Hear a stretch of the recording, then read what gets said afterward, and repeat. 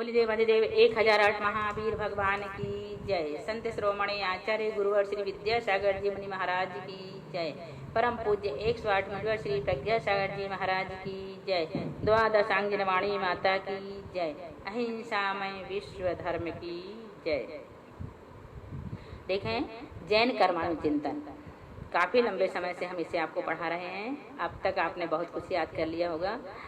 पिछली क्लास में हमने आपको अनुभाग बंद की व्यवस्था के बारे में बताया था। उसको पुनः यहाँ बताना चाह रहे हैं, सिर्फ इसलिए कि ये विषय इंटरेस्टिंग भी है और ज़रूरी भी है, इसलिए ध्यान से सुने। अनुभाग, फल देने की शक्ति को अनुभाग कहते हैं। किसे कहते हैं अनुभाग? फल देने की शक्ति को अनुभाग कहते हैं। घातिया कर्मों में ज्ञानावरण, दर्शनावरण, मोहिनी और अंतराय में फल देने की शक्ति के 4 प्रकार हैं। कौन से हैं देखें?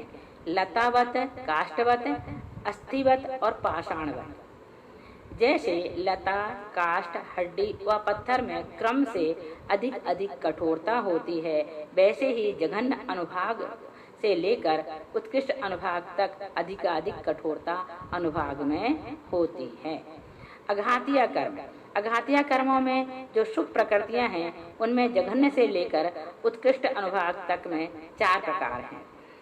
गुणवत, शक्करवत, मिश्रीवत और अमृतवत। अघातीय कर्म में जो अशुभ प्रकृतियां हैं उनमें जघन्य अनुभाग से लेकर उत्कृष्ट अनुभाग तक में 4 प्रकार हैं। नीम, कांजीर, विषव और हलाहलवत। शुभ प्रकृतियों का उत्कृष्ट अनुभाग बंध विशुद्ध परिणामों से होता है और जघन्य अनुभाग बंध संक्लेश परिणामों से होता है। अशुभ प्रकृतियों का उत्कृष्ट अनुभाग बंध संक्लेश परिणामों से होता है और जघन्य अनुभाग बंध विशुद्ध परिणामों से होता है। इस प्रकार से यहाँ पर जो अनुभाग के बारे में हमने आपको बताए हैं, इसे याद कर लेना। समझ में आ गया? घातीय और अघातीय की अपेक्षा से यहाँ पर जो उदाहरण देकर समझाया गया है वो अच्छी तरह से आपको समझ में आ गया होगा। एक बार फिर से हम आपको बताएं, अघातीय कर्म, अघातीय कर्मों में जो शुभ प्रकृतियां हैं उनमें जघन्य से लेकर उत्कृष्ट अनुभाग तक में 4 प्रकार हैं। कौन से हैं? गुणवत, शक्करवत, मिश्रीवत और अमृतवत। अघातीय कर्म में जो अशुभ प्रकृतियां हैं उनमें जघन्य अनुभाग से लेकर उत्कृष्ट अनुभाग तक ये 4 प्रकार होते हैं। नीम, कांजीरवत, विषवत और हलाहलवत। जैसे नीम थोड़ी कम कड़वी है, उससे ज्यादा कड़वी कांजीर, उससे ज्यादा कड़वा विष और उससे ज्यादा हलाहल, ऐसी लगाना। गुड़, जैसे गुड़ कम मीठा है, उससे ज्यादा मीठी शक्कर, उससे ज्यादा मिश्री, फिर अमृत सबसे ज्यादा मीठा है। इस प्रकार से यहाँ पर हमको इस उदाहरण को समझना होगा। आगे समझ में? अब देखें, हम आपको और बताते हैं आगे बंध, बंध के बारे में। कषाय सहित होने से जीव जो कर्म योग पुतलों को ग्रहण करता है वह बंध कहलाता है। जैसे हाइड्रोजन और ऑक्सीजन 2 गैसों के मिलने से जल रूप विजातीय पदार्थ की उत्पत्ति हो जाती है, अथवा हल्दी व चूना के मिलने से दोनों का लाल रंग रूप परिणमन हो जाता है। उसी प्रकार बंध पर्याय में जीव और पुतलों की असमान जातीय अवस्था उत्पन्न हो जाती है, जो न शुद्ध जीव में पाई जाती है और न अशुद्ध पुतलों में। लेकिन जैसे जल को पुनः हाइड्रोजन व ऑक्सीजन रूप में परिणित किया जा सकता है, उसी प्रकार संसारी जीव भी पुरुषार्थ से अपने आप को कर्मों से पृथक कर सकता है। कितना अच्छा उदाहरण यहाँ पर दिया हुआ है। आपको उस उदाहरण के माध्यम से इस बंध के बारे में अच्छी तरह से समझ में आ गया होगा। अब बंध के 2 भेद होते हैं, द्रव्य बंध और भाव बंध। द्रव्य बंध के 4 भेद हैं, प्रकृति बंध, प्रदेश बंध, स्थिति बंध और अनुभाग बंध।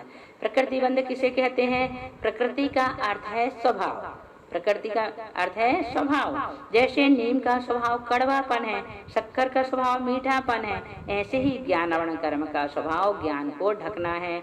ऐसे स्वभाव वाले कर्मों का बंधना प्रकृति बंध है।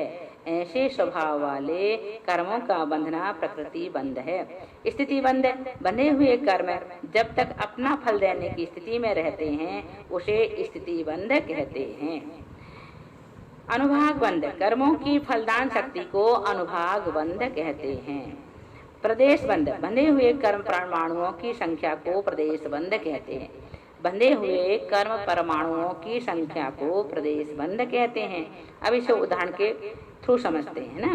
प्रकृति बंध, धर्मानुराग प्रवृत्ति। स्थिति बंध, आप सभा में कितने समय बैठेंगे, मतलब एक कर्म कितने समय बाद फल देगा। अगर ज्ञानवण की स्थिति है तो कितने समय तक की है, दर्शन की कितने समय तक की है, वो अपनी स्थिति पूरा करके ही फल देंगे या समय के पहले ही खिल जाएंगे। ये सब बातें हमने आपको काफी कुछ पहले बता दिए हैं। तो प्रकृतिबंध धर्मानुराग रूप परिणाम। फिर स्थितिबंध, आप सभा में कितने समय बैठेंगे। अनुभागबंध, ज्ञान का जो अनुभाग राग रूप अनुभूति है ना, राग रूप ज्ञान का जो अनुभाग है वो राग रूप अनुभूति है। प्रदेशबंध, आप कितने क्षेत्र में बैठे हैं।